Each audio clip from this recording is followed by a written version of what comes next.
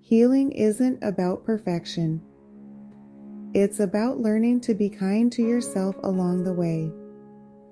Self-compassion is the heart of healing. Trauma can leave us feeling broken, flawed, or unworthy of love.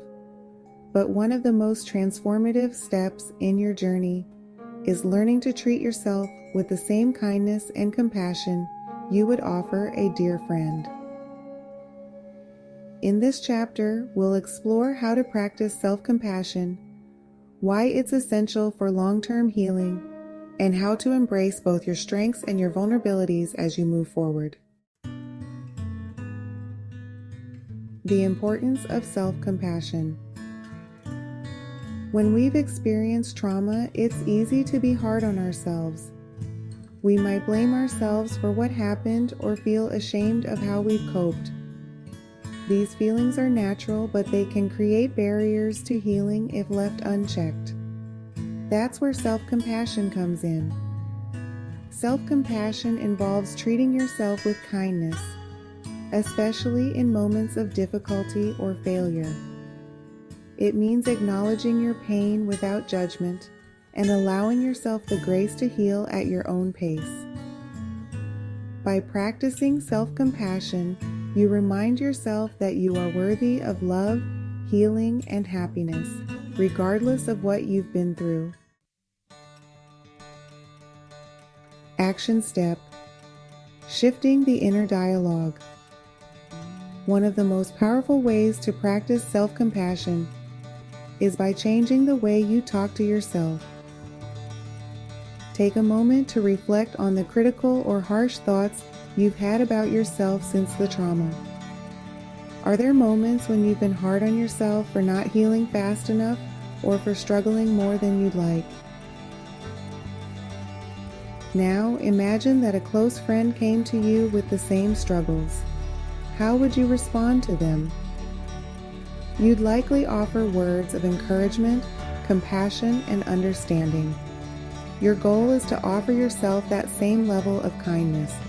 When those critical thoughts arise, counter them with gentle, supportive words. For example, replace, "Why am I still so broken?" with "I'm doing my best and healing takes time."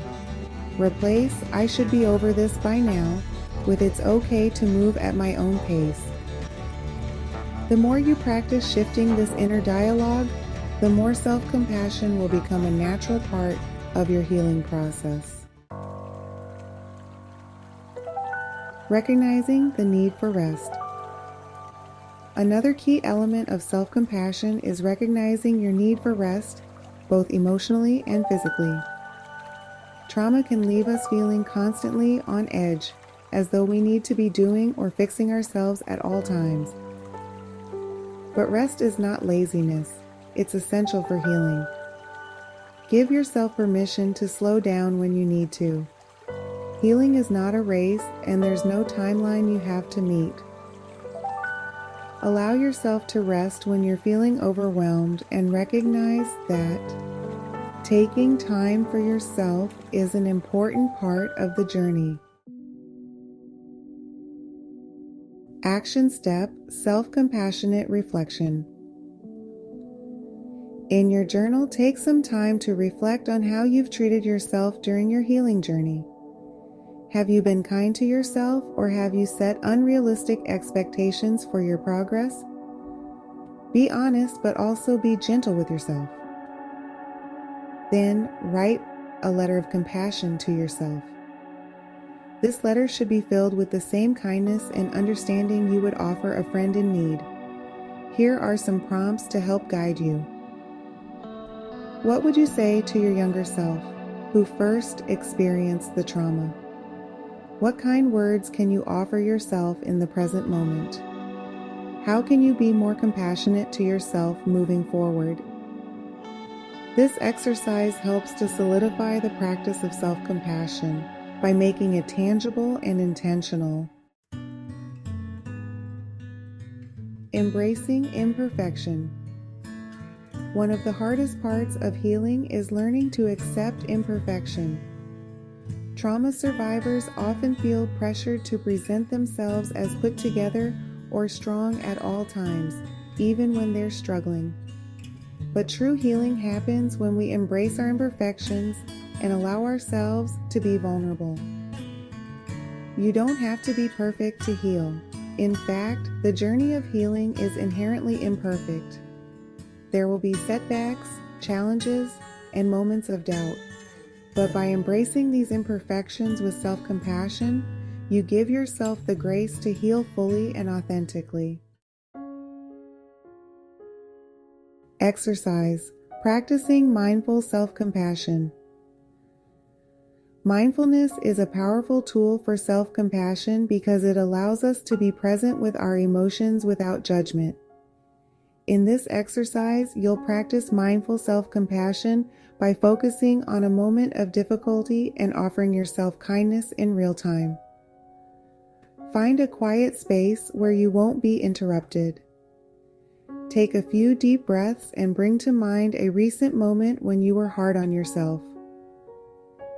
Maybe it was during a setback in your healing process or a time when you felt overwhelmed by emotions. As you reflect on this moment, notice the feelings that arise, whether it's sadness, frustration, or shame. Instead of pushing these feelings away, simply observe them with curiosity and compassion. Place a hand over your heart and offer yourself kind words in response to those feelings. You might say, "This is hard, but I'm doing the best I can," or "I deserve kindness and compassion, even in my struggles." This mindfulness practice helps you stay grounded in the present moment while cultivating a sense of compassion for yourself. Repeat this practice whenever you notice yourself being overly critical or harsh. Reflection break. What would self-compassion look like in your daily life? How can you remind yourself to offer kindness in moments of difficulty? What small acts of self-compassion can you integrate into your healing journey? Conclusion of Chapter 6. Self-compassion is not just a nice idea, it's a necessity for long-term healing. By learning to treat yourself with the same kindness and understanding you'd offer a friend, you create space for deeper healing, growth, and transformation. Moving forward with self-compassion allows you to embrace both your strengths and your vulnerabilities, recognizing that you are worthy of love and healing just as you are. Thanks for being on this journey with me. Up next is Chapter 6, where we'll keep moving forward with self-compassion. Come back soon to watch as we grow and heal together. Comment, share, and like to support the channel and each other along the way.